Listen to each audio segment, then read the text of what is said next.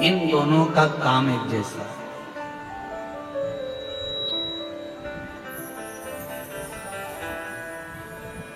पानी अगर गंदा हो गया तो वो पीने के लायक नहीं रहता।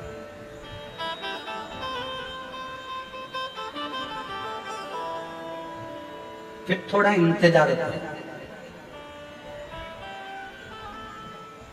पानी गंदा हो गया तो उसको पी नहीं पाओगे, उसको फेंक दोगे, बेकार हो गया, गंदा हो गया, या थोड़ा इंतजार।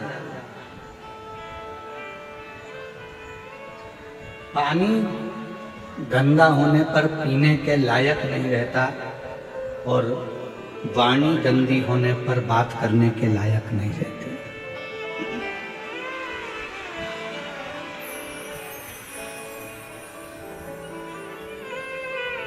मेरे शिव जी काय से रिश्ते हैं? मेरे शंकर भगवान को चाहिए क्या? दो ही चीजें मेरे शंकर भगवान ने आपसे ली, एक पानी और दूसरी वाणी। शिव जी ने आपसे एक लोटा जल भी लिया और आपसे वाणी भी ली, श्री शिवाय।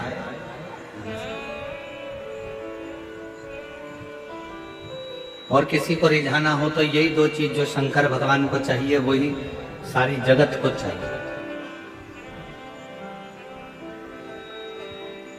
पूरी दुनिया को आपसे कुछ नहीं चाहिए। जो शंकर भगवान मृत्यु लोक के देव अधिदेव महादेव, जो पृथ्वी के देवता हैं, देव अधिदेव महादेव जो इस मृत्यु लोक के देव हैं, जो उन्होंने संसार के लोगों से लिया वही संसार के लोग भी रहे हो, कीर्तन कर रहे हो तो आपकी वाणी शुद्ध। वाणी ऐसी बोली जो मन का आपा हो। पर आज के जमाने में वाणी ऐसी बोलिए जो जम के झगड़ा हो, पर उससे मत बोलिए जो तुमसे तगड़ा हो। आज का जमाना उल्टा है कि वाणी तो बोलो, पर ऐसे बोल रहे हैं लोग, आपस में झगड़ा हो रहा है, लड़ाइयाँ हो रही हैं, अपशब्द कहे जा रहे हैं, ताने दिए जा रहे हैं, गालियाँ दी जा रही है, आड़े टेढ़े वचन बोले जा रहे हैं।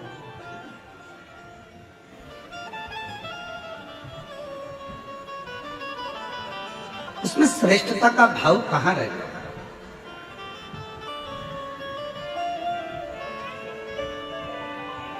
बोल मेरी जीवा हरि हरि, 10-10 भोजन पान करे और राम नाम में मरी मरी। बोल मेरी जीवा हरि। ये जिज्ञा एक ऐसी विचित्र है कि भजन का नंबर आ जाता है तो ये जीवान एकदम मौन हो जाती है, और भोजन का नंबर आ जाता है तो चिल्ला चिल्ला कितना अच्छा बना है, आपकी चटनी तो इतनी अच्छी है, आज तो जो भाजी बनी सब्जी बनी इतनी बढ़िया बनी है, आज की खिचड़ी, आज का चावल, आज का पोहा इतना बढ़िया बना, पूछो ही मत।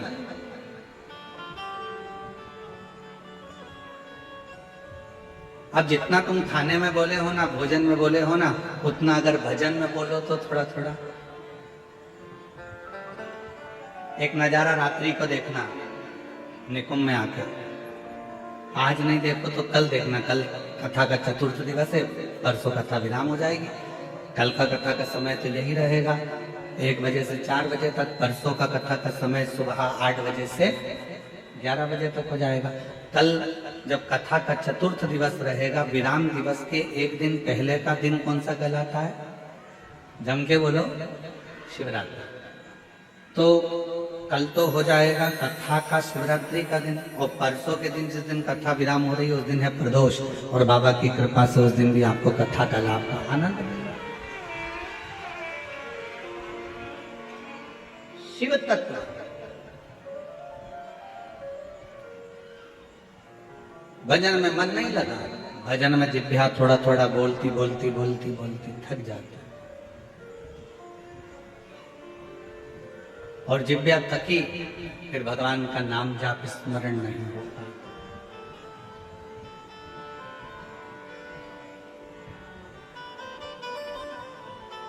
बड़ी मुश्किल से ये जिह्वा भगवान की अविरल भक्ति में रंग पाती है। और एक बात और याद रखना, बहुत समझने वाला विषय है इस बात का।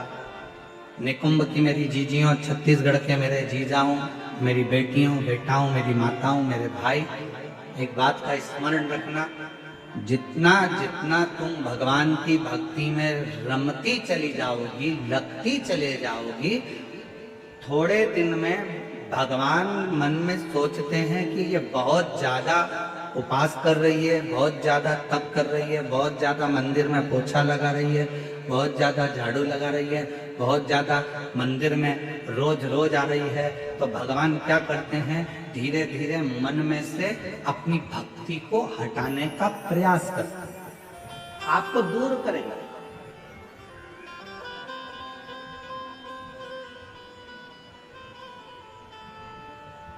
आपको अपनी भक्ति में से थोड़ा थोड़ा भगवान दूर करने का प्रयास करेंगे, जिससे ये मुझसे दूर हो जाए।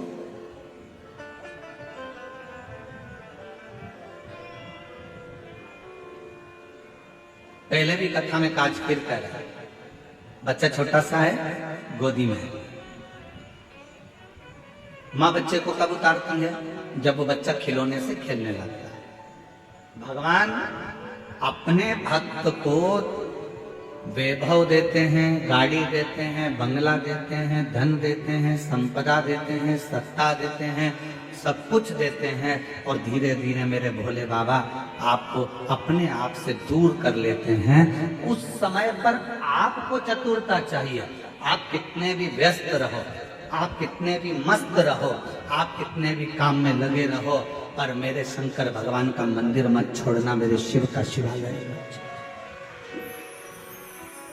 शिव पुराण मत छोड़ो, शंकर का भजन मत छोड़ो, मेरे महाकाल राजा का द्वार मत छोड़ो, मेरे कुबेर भंडारी का स्मरण मत छोड़ो। बहुत व्यस्त रखेगा।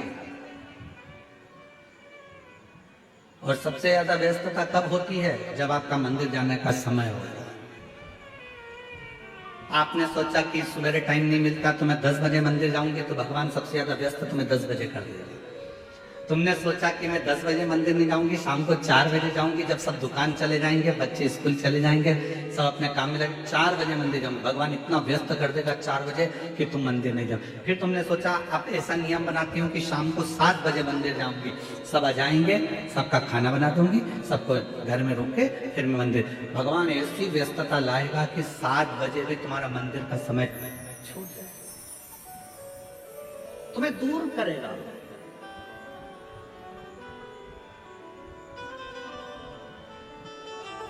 अब उस समय पर आपकी समझदारी चाहिए कि भगवान है मेरे शंभु, है मेरे त्रिकालदर्शी, है मेरे कैलाशी अविनाशी, है मेरे महाकाल राजा, है मेरे काशी विश्वनाथ। ऐसी कौन सी गलती हो रही है जो तुम मुझसे दूर कर? भगवान कहेंगे ये गलती नहीं है, मेरे शंकर भगवान कहेंगे इसको गलती नहीं कहते।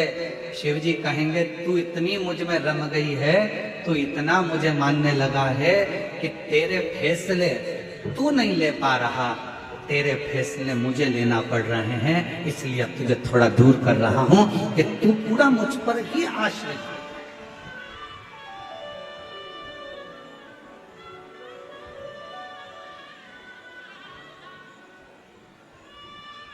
तारकासुर था असुर,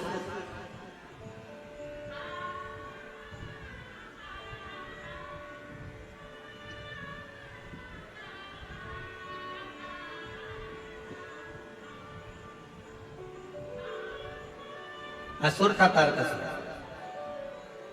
पर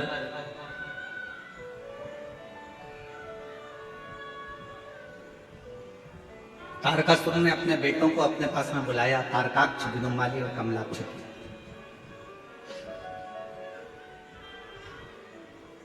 तीनों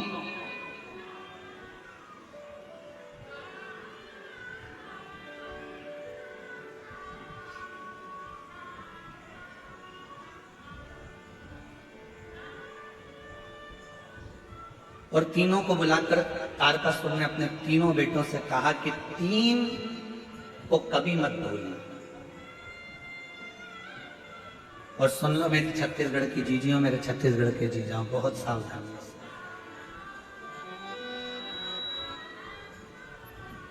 तारकासुर ने अपने तीनों बेटों को बुलाकर कहा कि तीन को कभी मत भूलना। पहले नंबर पर मुसीबत में डालने वाले को कभी मत भूलो, ये बार बार मुझे मुसीबत में डाल देता है। तारकासुर ने कहा,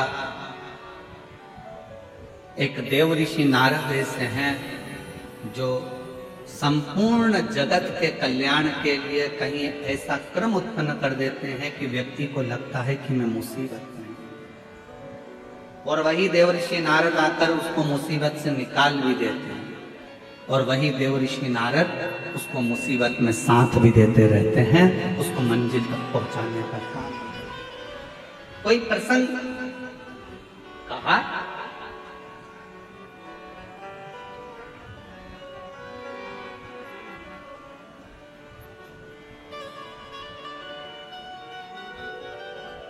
तारकासुर ने कहा, एक प्रसंग मेरे स्मरण में आता है। वो कौन सा प्रसंग है? कहा वो प्रसंग है भगवान शंकर के नेत्र से रुद्राक्ष की उत्पत्ति हुई, और भगवान शंकर के नेत्र के जल से ही अंधकासुर की उत्पत्ति।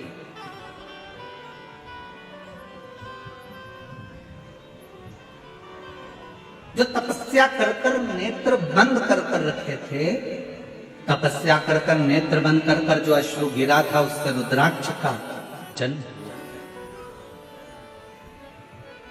रुद्राक्ष का जन्म। और इतने में माता पार्वती जी ने आकर आंखों को बंद कर लिया, और भगवान शंकर के नेत्र से जो जल गिरा उससे अंधकासुर।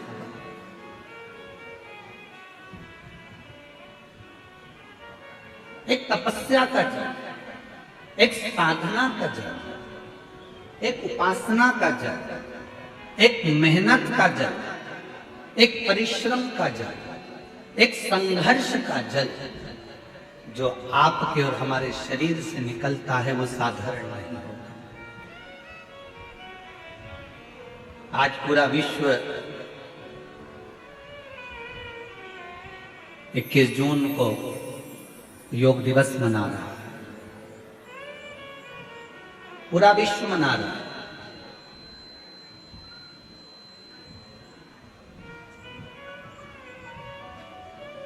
योग ऋषि बाबा रामदेव जी ने पूरे विश्व में इस योग की एक ऐसी अलख जगा दी कि केवल भारत देश ही नहीं, विश्व में भी इस योग दिवस को मनाया जा रहा है। और सभी को इस पवित्र योग दिवस की बहुत बहुत बधाई हो। संपूर्ण देश और संपूर्ण विदेश, जहाँ जहाँ पर सनातन धर्म है, वहाँ के सारे सनातनी स्वस्थ रहें, योग करते रहें और अपने जीवन को अलमस्त होकर जिएं। यही काम।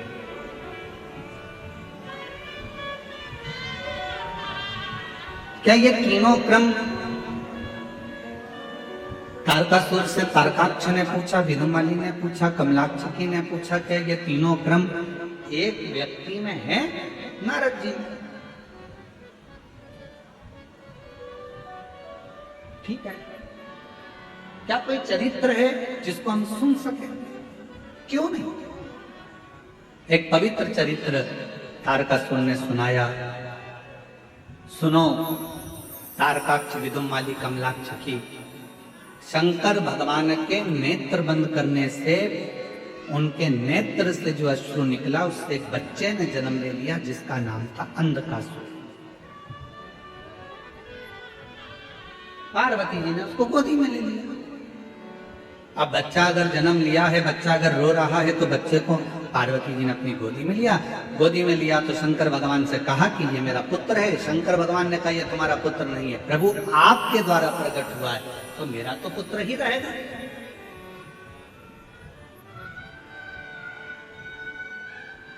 यदि आपके द्वारा अगर प्रकट हुआ है तो ये तो मेरा पुत्र है। भगवान शंकर ने मना करा, इसको समुद्र में फेंक दो। पार्वती जी ने अंधकासुर को समुद्र में डाल दिया। हिरण्याक्ष ने उसको पाल पोस कर बड़ा करा, और हिरण्याक्ष ने पाल पोस कर बड़ा करा। उसको जब बड़ा करा, समय आया, वराह अवतार के रूप में भगवान श्री हरि ने, नारायण ने उस हिरण्याक्ष का वध कर दिया। अब जरा ध्यान देना कि नारद जी ने वो क्रम कैसे करे। नारद जी पहुंचे अंधकासुर के पास और अंधकासुर से कहा कि तुमने जिंदगी में कभी तप करा? जीवन में तुमने कभी साधना करी है, कभी आराधना करी है, कभी तप करा? नहीं। अंधकासुर को भगवान देव ऋषि नारद ने तप में लगा दिया और ब्रह्मा जी से वर मांगा कि मैं कहीं ना मरूं, ऐसा वर मुझे दे दीजिए। तब कहा ऐसा हो नहीं सकता, मरना तो पड़ेगा। तब देव ऋषि नारद से फिर पूछा अंधकासुर ने कि ब्रह्मा जी मुझे अमर होने का वर नहीं दे रहे, तो मैं वर कौन सा लूं? तो कह दिया एक वर मांग लो कि तुम्हारा तो कोई ना माँ है ना तुम्हारा कोई पिता है। हिरण्याक्ष ने तो तुम्हें पाला पोसा था, इसलिए तुम वर मांग लो। जिस दिन मैं अपनी माँ को गलत दृष्टि से देखूंगा, बस उसी दिन मेरे प्राण छूटे। नारद जी के कहने पर अंधकासुर ने वर मांग लिया ब्रह्मा जी से। ब्रह्मा जी ने तथास्तु भी कहा।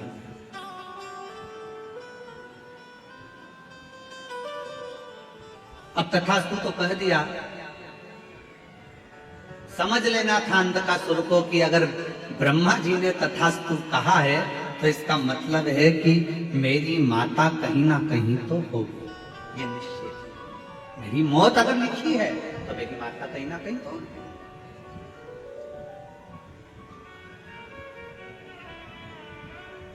दे दिया। और समय आया, तारकासुर ने अपने पुत्र तारकाक्ष, विदुमाली और कमलाक्ष की तीनों से कहा, सुनो अब देखो, नारद जी का काम देखिए कि ये असुर था, इसको मरना था, इसके प्राण जाना थे, पर इसको तब साधना में लगाकर इसको वर दिलवा दिया। और वर दिलवाकर जब ये अपनी माता पार्वती की सुंदरता का बखान करेगा और पार्वती को अपनी अर्धांगिनी बनाने का जब प्रयास करेगा, तब इसके प्राण छूटेंगे।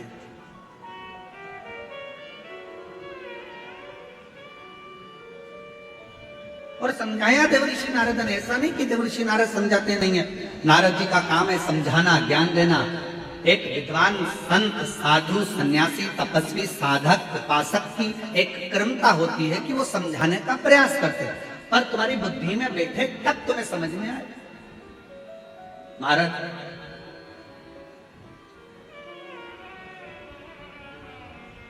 वो कहते हैं ना कि जब लड़के के लिए लड़की देखने जाते हैं तो फूफा जी जाते हैं, मामा जी जाते हैं, काका जी जाते हैं, बड़ा भैया जाता है, दामाद जाते हैं, सबको फोन लगाया जाता है, अरे दामाद जी तुम्हारे साले के लिए लड़की देखने जाना। अच्छा। अरे मामा जी तुम्हारे भांजे के लिए लड़की देखने जाना। फूफा जी तुम्हारे भतीजे के लिए लड़की देखने जाना। चलो, अब सबको ले जाकर लड़की वालों के यहाँ बिठा दिया और लड़की वालों के यहाँ पर लड़की चाय की ट्रे लेकर आई। तो जितने भी देखने गए थे ये सब आपस में मन में विचार करने लगे कि हम हमारे साले के लिए लड़की देखने के लिए आए हैं, हम हमारी भांजे के लिए लड़की देखने आए हैं, हम हमारे भतीजे के लिए लड़की देखने आए हैं। सब की सब जितने लड़की देखने गए थे सबने विचार करा, अपना ही निर्णय गड़बड़ हो गया था, तो फिर भांजे का निर्णय कैसे ले पाएंगे।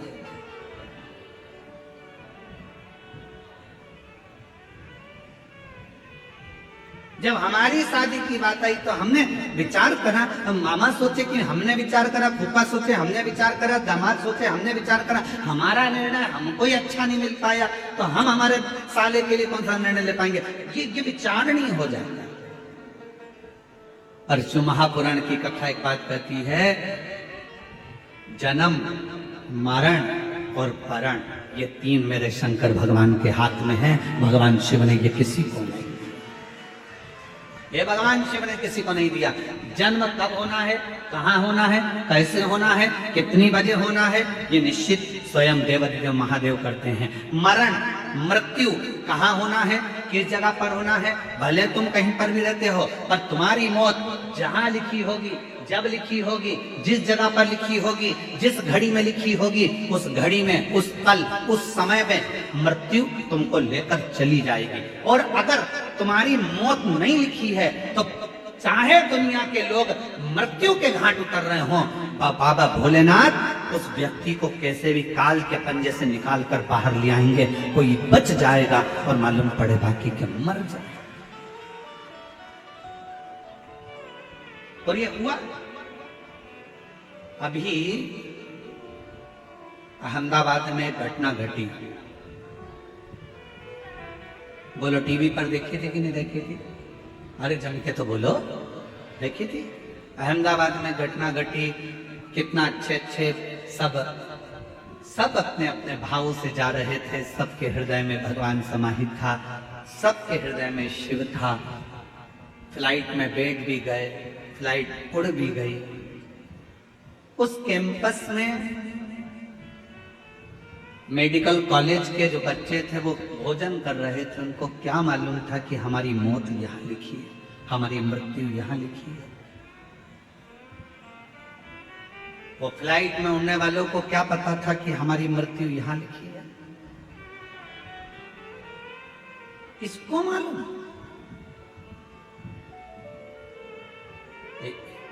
किसी को नहीं मालूम कि मृत्यु कहाँ, कब, कैसे लिखी। पूछा था मां पार्वती जी ने भगवान शंकर से, अमरनाथ की गुफा में बैठकर भगवान शंकर से पार्वती जी ने पूछा था, प्रभु मेरा एक प्रश्न का उत्तर दीजिए।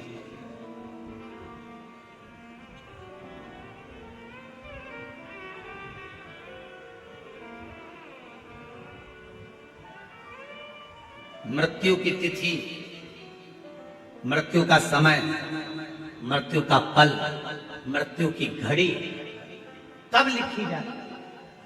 थोड़ा ध्यान देना। पूर्व में क्या हुआ है, तुमने कितना कमाया, कितना गमाया, पूर्व में क्या तुम्हारे पास था, क्या नहीं था, ये बताना सरल है। पर आने वाला समय क्या कह रहा है, कितने दिन जियोगे, कब चले जाओगे, कब आखिरी श्वास होगी, कब भगवान का भजन कर रहे होगे, कब प्राणों को त्याग रहे होगे, ये बताना कठिन है, बहुत कठिन। कोई कितना भी विद्वान संत बन जाए, कोई कितना विद्वान साधु बन जाए, कोई कितना विद्वान सन्यासी बन जाए, कोई कितना भी बड़ा महाराज बन जाए, वो बता नहीं सकता। याद रखना, सबसे पहला दर्शन करने के लिए मेरे शंकर भगवान राम जी के दरवाजे पर गए थे। मां कौशल्या जी की गोद में से राम जी को गोद में लेकर दर्शन किया था। क्या मेरे शंकर भगवान को नहीं मालूम था कि राम जी को 14 वर्ष के लिए वनवास जाना पड़ेगा? मेरे राम जी को मालूम था। क्या मेरे राम जी को नहीं मालूम था कि सीता जी का परित्याग करना पड़ेगा? मेरे शंकर भगवान को मालूम था। पर मेरे शंकर भगवान ने ये सब कुछ देखा, पर भविष्य नहीं बताया कि आने वाले समय में तुम्हारे साथ क्या होने वाला है। याद रखना, संत, साधु, सन्यासी, तपस्वी, साधक, उपासक दुनिया में कितने भी पैदा हो जाएं, पर मृत्यु कब, कहां, कैसे होगी, इसका रिसर्च तो वैज्ञानिक भी नहीं कर सकते, साइंटिस्ट भी नहीं कर सकते। इसका रिसर्च तो केवल एक देवाधिदेव महादेव कर सकते हैं। शंकर वो घरदानी ने लिखा, पार्वती से कहा, सुनो पार्वती, मृत्यु अटल सत्य है। जब बच्चे की नाल कटती है, माँ के गर्भ से जब बच्चा जन्म लेता है, उसकी नाल कटती है, उस नाल कटने के समय पर बच्चे की मृत्यु लिख दी जाती है कि कब, कहां, किस जगह, कैसे होगी। समय निश्चित हो जाता है।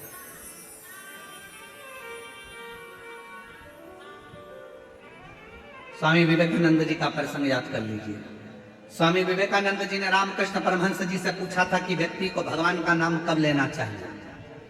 रामकृष्ण परमहंस जी ने कहा था मरने के 1 मिनट पहले, कि जो छोटे छोटे किसान है, जो जंगल गांव में रहते हैं, जिनके पास जमीन है और जो धान की फसल लगाते हैं, या अन्य फसल लगाते हैं, उनसे कहूंगा अपनी जमीन बेचकर कभी शहर में मत जाओ। जो गांव में सुख है उस शहर में नहीं मिल सकता।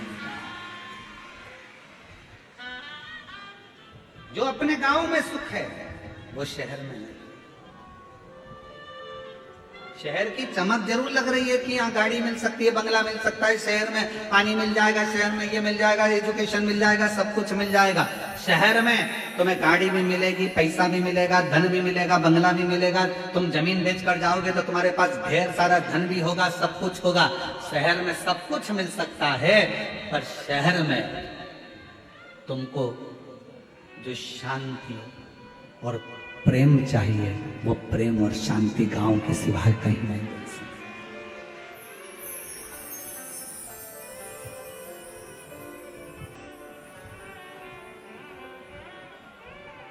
कितना अंतर है शहर और गांव में। शहर में अगर कोई साधु भी आ जाए, संत भी आ जाए ना, तो लोग उसको भिखारी समझते हैं। मांगने आया होगा, दरवाजा बंद कर दो, दरवाजा मत खोलना, दरवाजे पे लिख देते हैं कुत्तों से सावधान, अंदर मत घुस जाना। शहर में अगर कोई साधु संत भी आ जाए तो लोग उसको भिक्षुक समझते हैं, भिखारी समझते हैं। और गांव में अगर कोई भिखारी भी आ जाए ना तो लोग उसे संत समझते हैं, साधु समझते हैं, सन्यासी समझते हैं, तपस्वी समझते हैं। मत बेचो अपनी जमीन को, भले थोड़ा सा टुकड़ा है, थोड़ी सी फसल लगाओ, अलमस्त जिंदगी जियो। अपनी जमीन है, अपनी जमीन पर रह रहे हो, तुम सब जमींदार हो। लोग कहते हैं ये किसान है, हम कहते हैं जिसके पास जमीन का भी अगर एक टुकड़ा है तो वो जमींदार से कम नहीं है, अपनी मस्ती में जीने वाला, अपनी मस्ती।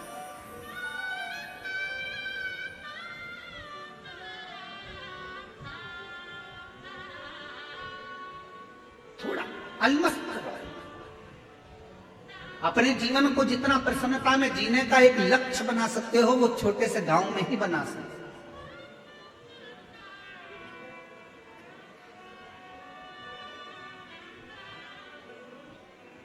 शिव कथा करे, भगवान शंकर का चरित्र कराए, शिव महापुराण की कथा करे, या भगवान शंकर का संवाद करता है।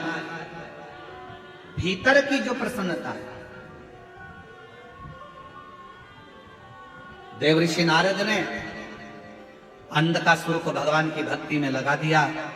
अब वो विचार करता है कि वर मिल गया, वर मिलने के बाद उसने विचार करा कि मुझे शादी करना है, कोई अच्छी लड़की मिल जाए। जो लड़की थी कहा, शिव जी उसको ब्याह कर ले गए। माता पार्वती जी की सुंदरता की ओर उसका मन डोल गया, मन उसका विचलित हो गया पार्वती जी की ओर, और आखिरी में पार्वती जी को लेने गया। उसको नहीं मालूम था कि ये मेरी माँ है, इसने जब मेरा जन्म हुआ तो गोदी में मुझे ले लिया था, और मुझे गोदी में लेकर ये निश्चित हो गया था कि ये मेरी माता हो।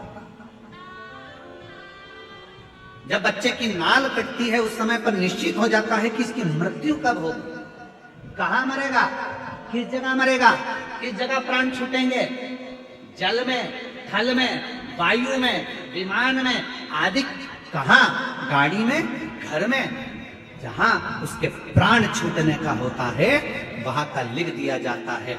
अपने जिले में, अपने क्षेत्र में, अपने प्रदेश में, दूसरे प्रदेश में, दूसरी जगह में, कहाँ लिखा वहां जाता है, वहां।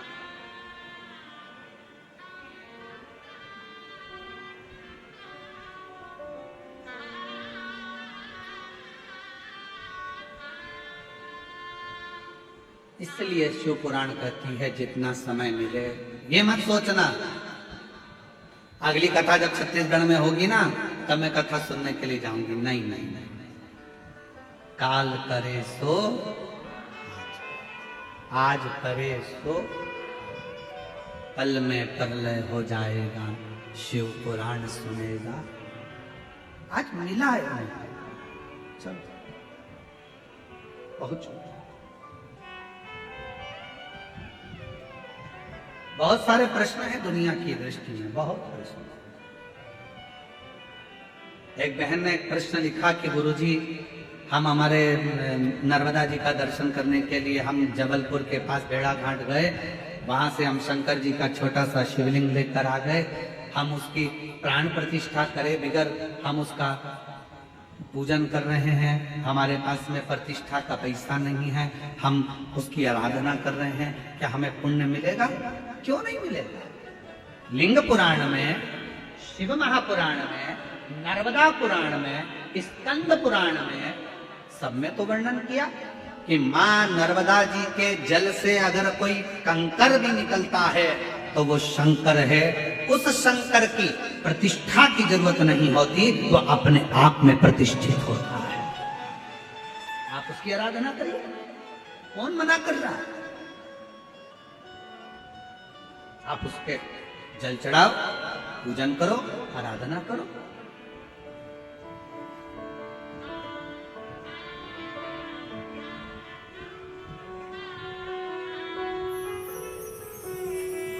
और आप जब उसकी आराधना करेंगे, उसका स्मरण करेंगे तो सुख अपने आप आएगा। और शंभु शरण की कथा कहती है, भगवान का नाम कहीं पर भी पुकार सकते हो।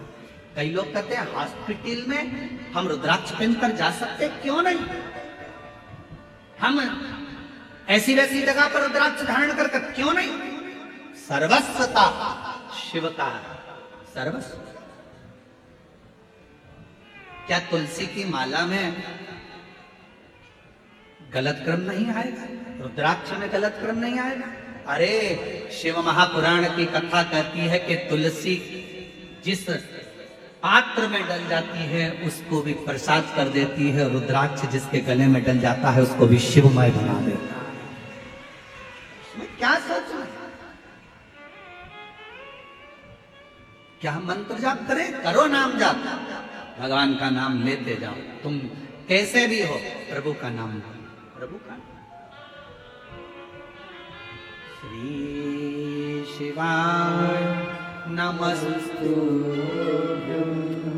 श्री शिवाय नमस्तु। सब बोलो, सब जितने भी बैठे, लाखों की संख्या में आप लोग आए। कोई पंडालों में जगह नहीं है, रोडों पर आप लोग बैठे हो, दिल से बोलिए, भाव से बोलिए। श्री शिवाय नमस्तुभ्यं, श्री शिवाय नमस्तुभ्यं, श्री शिवाय नमस्तुभ्यं, श्री शिवाय नमस्तुभ्यं। भगवान का नाम कहीं पर कभी भी कैसे भी किसी भी घड़ी किसी भी पल किसी भी क्षण पुकार सकते। रात्रि को नींद ना आए, बैठ जाओ, 2 मिनट भगवान का नाम पुकारो। कोई काम अड़चन आ गई है, परिश्रम करो, मेहनत करो, कुछ देर भगवान के नाम का स्मरण करो, भगवान आए आए। जब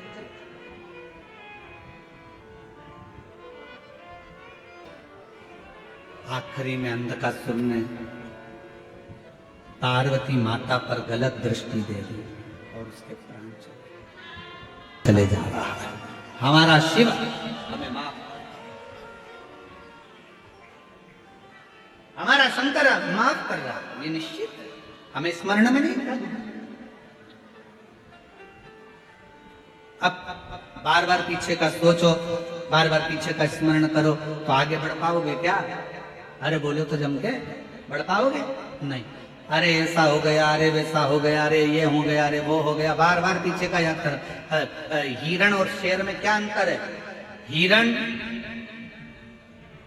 90 किलोमीटर पर घंटे की स्पीड से भागता है। कौन? अरे बोलो तो हिरण। हिरण 90 किलोमीटर पर घंटे की स्पीड से भागता है और शेर 60 किलोमीटर पर घंटे की स्पीड से भागता है। दोनों में तेज कौन दौड़ता है? अरे बोलो, जम के बोलो। हिरण। वो 90 किलोमीटर पर घंटे की स्पीड से हिरण भागता है और शेर 60 किलोमीटर पर घंटे की स्पीड से भागता है। फिर भी हिरण का शिकार शेर कर लेता है। हिरण का शिकार शेर कर लेता है। क्यों, कैसे, किस लिए? ऐसा क्या हुआ कि हिरण 90 की स्पीड से भाग रहा है, शेर 60 की स्पीड से भाग रहा है और उसका शिकार कर लिया जाता है? कैसे? तो शिव महापुराण की कथा का एक संवाद याद रखना। हिरण 90 की स्पीड से भाग रहा है, पर हिरण पीछे पलट पलट कर रुकता, पलट कर देखता, फिर भागता, फिर पलट कर देखता, फिर भागता।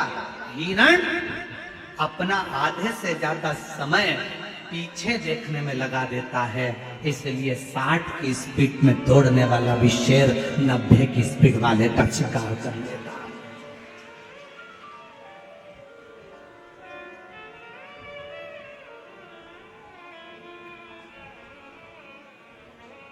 पलट रहा है, पीछे देख रहा है, पीछे, फिर पीछे देखा, फिर पीछे देखा, फिर पीछे देखा, फिर पीछे देखा, तो शेर ने उसका शिकार कर। 90 की स्पीड में भाग रहा था हिरण, पर 60 वाले ने 90 वाले का शिकार कर। पीछे पलटने के चलते।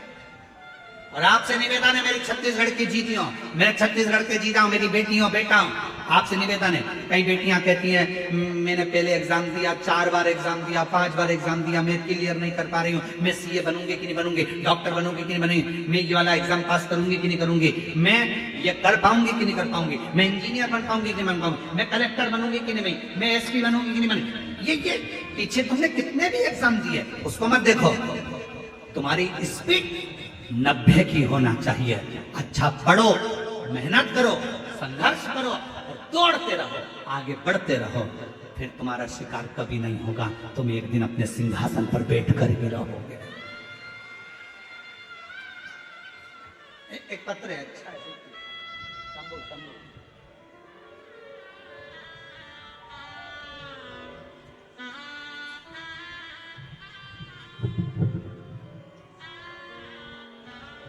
बैठे हो खुशबू राहुल जैन, सरोना जिला कांकेर छत्तीसगढ़, मोबाइल नंबर ये।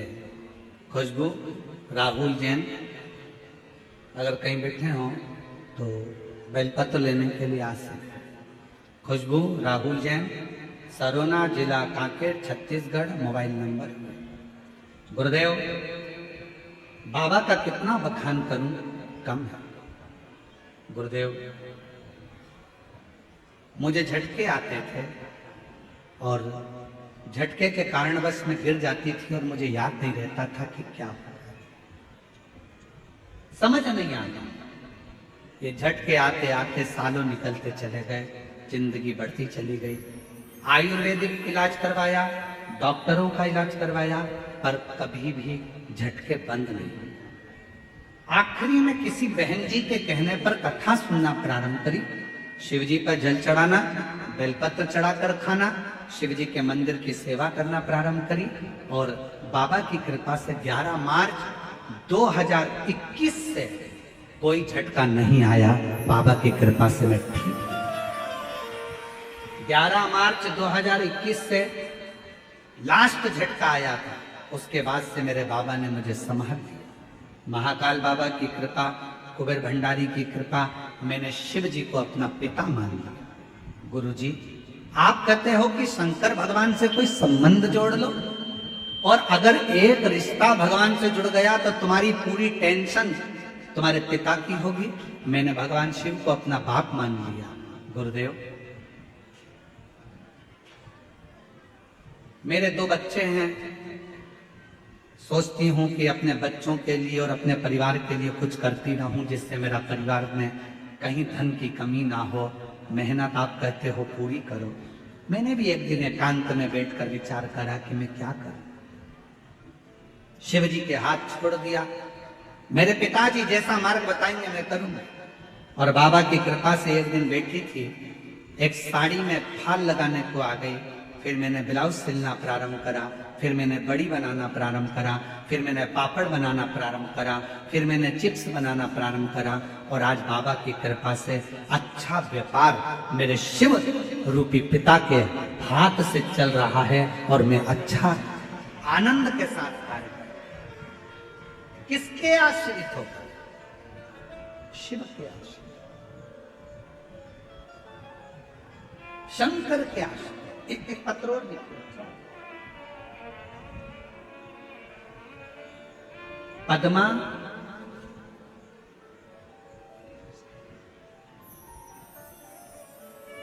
जरा पढ़ के बताओ क्या लिखा है। पद्मा सहारा, सारला,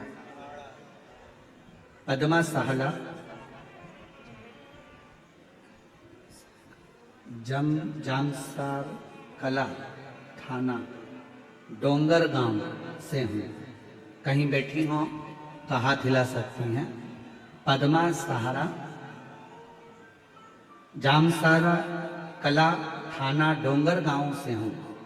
बाबा व्यासपीठ को प्रणाम करती हूँ। गुरुजी, मेरे भोले बाबा की माला का वर्णन करूं, उसकी स्मरण करूं।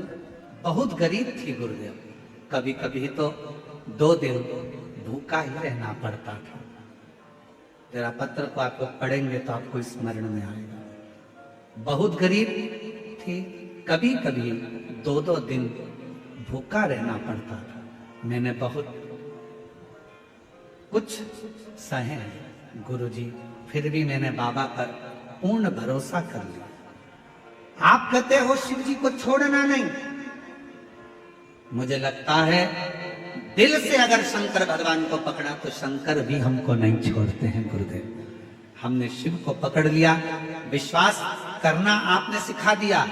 आपने कहा कि मेहनत, परिश्रम, संघर्ष और शंकर का भरोसा कभी नहीं छूटता। बस वही मन में था। गुरुदेव, मेरा बड़ा बेटा नौकरी में लग जाए, मैं बाबा से प्रार्थना करती थी।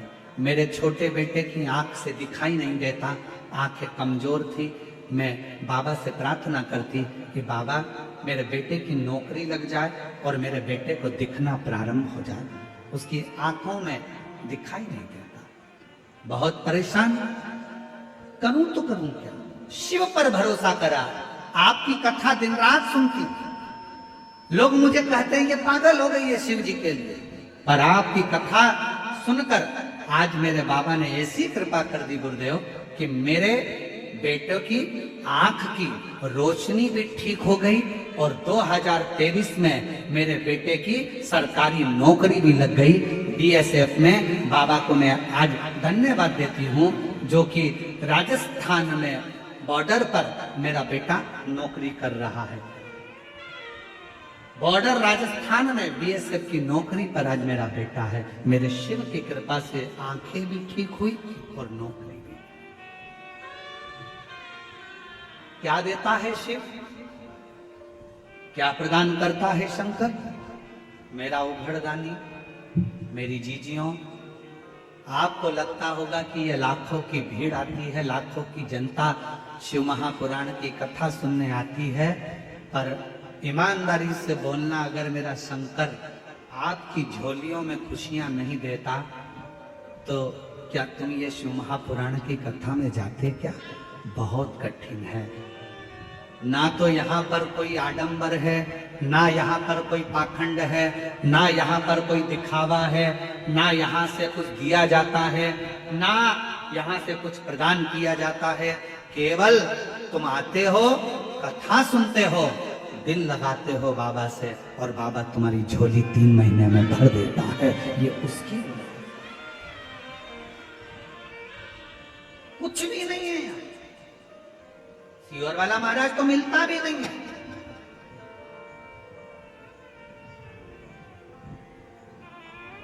हम आपसे मिलते भी नहीं है, और नहीं मिलने का कारण केवल एक है कि भगवान को भगवान रहने दो, इंसान को भगवान मत बनाओ, इसलिए नहीं मिलते आपसे। कई लोगों के मन में आ जाएगा सीहोर वाले महाराज जी से मिल ले, हम भगवान ऐसा कृपा कर दे, महाराज जी हाथ रख दे, महाराज जी ऐसा। ना ना ना ना, आप भगवान को भगवान रहने दो, इंसान को भगवान मत बनाओ। आज के जमाने में ढेर सारे भगवान बन के बैठे हुए हैं, ढेर सारे कोई क्या हमारे पास आओ हम तुम्हारा कल्याण कर देंगे, कोई क्या हमारे पास आओ हम तुम्हारा कल्याण कर देंगे। कोई नहीं कर सकता किसी का कल्याण। दुनिया में केवल एक शंकर ही ऐसे हैं जो जगत का कल्याण कर सकते हैं, बाकी का कोई नहीं मिलते हम। और इस बात के पीछे बहुत विवाद भी होता है। कई लोग कहते हैं महाराज जी तो चाय पीने जाते होंगे तो इतने लाख ले लेते होंगे। कई लोग कहते हैं महाराज जी तो ऐसे जाते होंगे किसी के घर तो करोड़ों रुपए ले लेते होंगे। ना ना ना ना, हम चाय तो हमारी जिंदगी में आज तक मुंह पे रखी नहीं, क्योंकि हमारे घर में जब हमारी परिस्थिति ऐसी थी तो हमारे यहाँ चाय बनाने के लिए दूध का भी पैसा नहीं था। तो हमें स्मरण में है हमारी माँ थोड़ा सा कहीं से अगर गुड़ मिल जाता था तो पानी में घोल कर उसको दे देती थी, होठ पर लगा लेते थे तो लगता था कि चाय ऐसी होती होगी।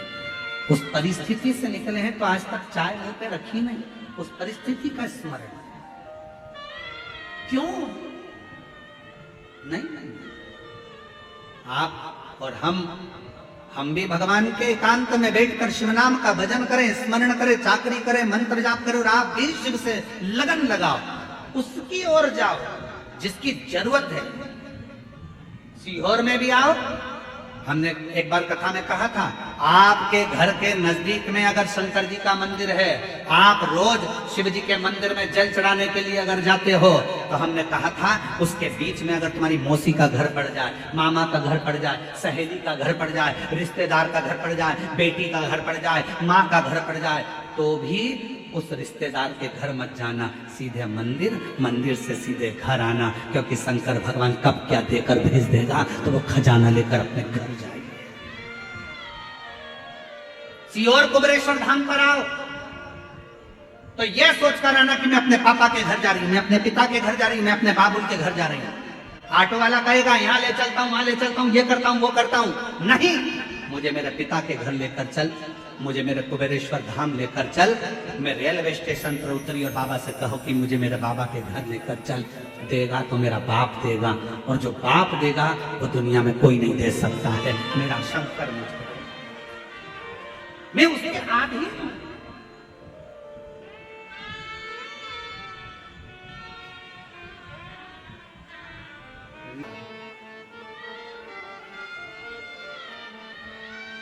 एक हमारे शैलेंद्र भाई बहुत अच्छा एक देवी का स्मरण भजन गाते हैं।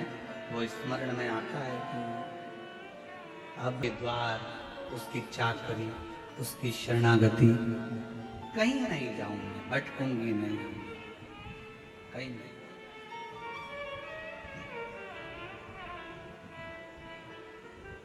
उससे कहूं दिल की बात, भटकूं ना।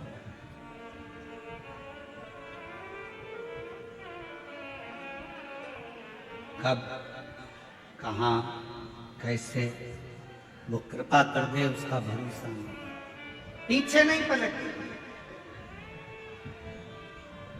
क्या हुआ पहले, उसी को लोग जानने लगे तो लोग फिर ताना भी देना प्रारंभ करें। छोटे हो, छोटे बने रहोगे, कोई ना पूछेगा, छोटे हो कोई ना ध्यान देगा, पर जैसे ही तुमने पद प्रतिष्ठा यश वैभव प्राप्त करा, आपके ऊपर ताने भी लगेंगे, गाली भी लगेगी, अपशब्द भी लगेगा।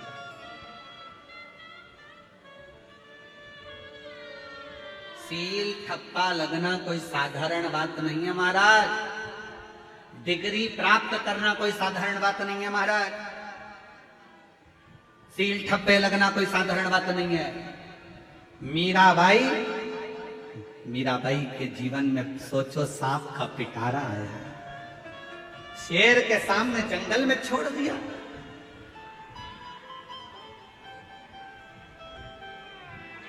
कितना कष्ट मिला मीराबाई को। पूछा मीराबाई ने, गिरधर की गिरधर मेरा, और मुझे इतना कष्ट सहना पड़ रहा।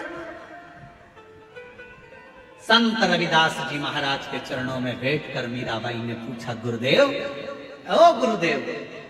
संत रविदास जी के चरणों में बैठकर मीराबाई पूछती है, गुरुजी मुझे इतना कष्ट सहना पड़ रहा, मैं गिरधर की गिरधर मेरा।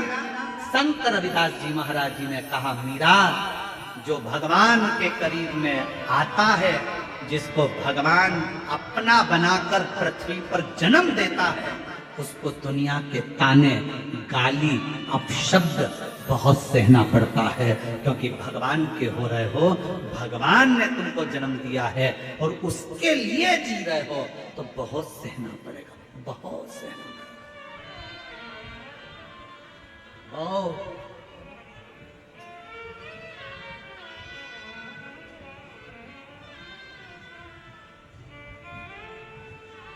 बहुत सहना, फिर भी हार ना मानो।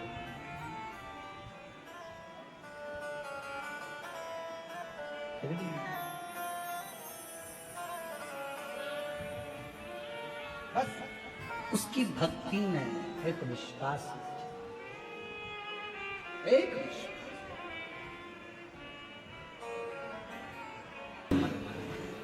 मुसीबत में डालने वाले को, मुसीबत से निकालने वाले को, और मुसीबत में साथ देने वाले।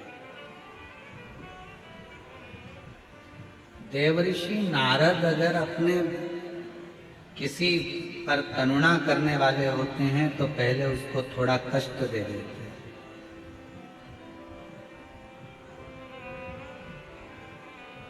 फिर उसको मुसीबत में से निकालने के लिए तब साधना बता देते हैं, फिर उसका हर पल हर क्षण साथ।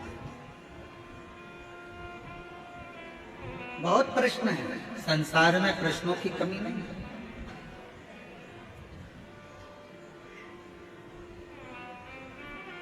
क्यों गुरुजी?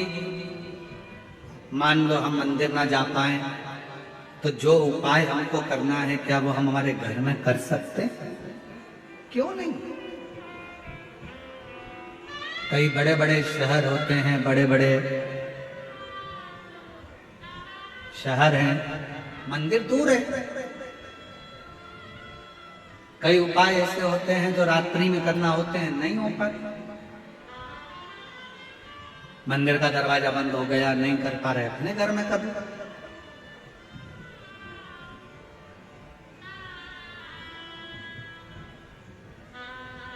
तुम जहां जैसे जब शिव को भज सकते हो, भज। शंकर भगवान का कार्य है आपके द्वार पर आकर आपका कल्याण करना, आपका उद्धार। ये शिव का, और कितनी सुंदर कथा है।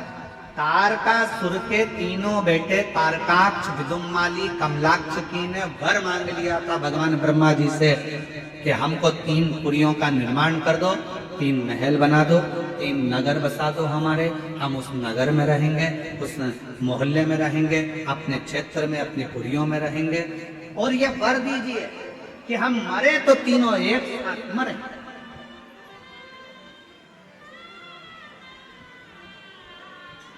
मान लो अगर हमारे प्राण चले भी जाए, हमारे प्राण अगर छूट भी जाए, तो हम मरे तो तीनों एक साथ मरे, तीनों के प्राण एक साथ जाए, एक साथ।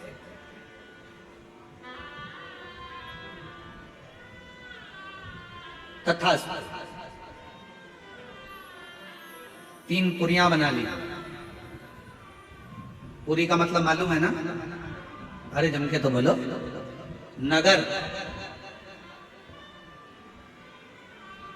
खाने वाली होती है पूरी, और नगर को बोलते हैं पुरी।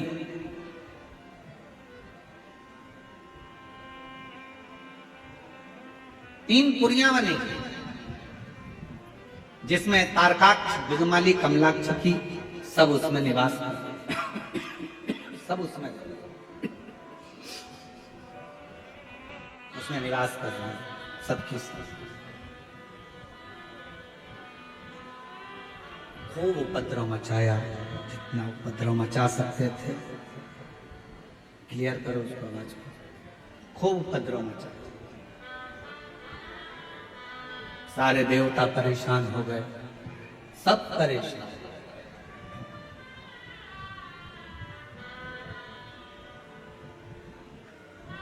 तब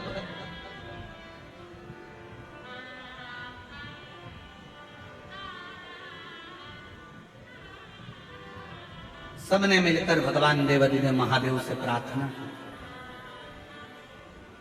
सबने मिलकर प्रार्थना करी, हे शंभु, हे त्रिकालदर्शी, हे करुणा सागर, हे दया सागर, दुनिया एकत्रित होकर आए, आप सब एकत्रित होकर आए हो, क्या चाहिए? शिव महापुराण में, स्कंद पुराण में और लिंग पुराण में, तीनों में एक बात एक जैसी मिलती है कि शंकर भगवान अपनी कथा में, शंकर भगवान अपने मंदिर में और शंकर भगवान अपने 12 ज्योतिर्लिंग में उसी को बुलाते हैं जिसका कल्याण करना होता है।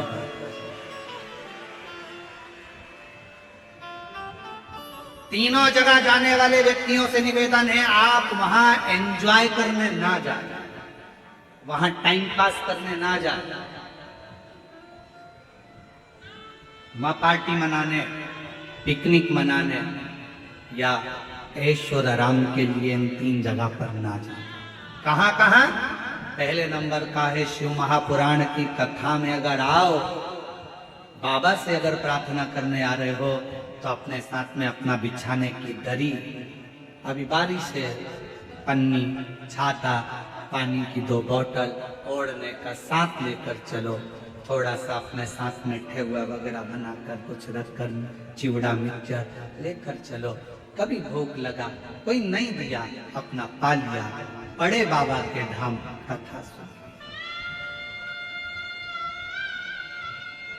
एक महिला कल हमको प्रतिभा जी ने एक वो भेजा है वीडियो, एक वीडियो भेजा था आपने, वहाँ सीहोर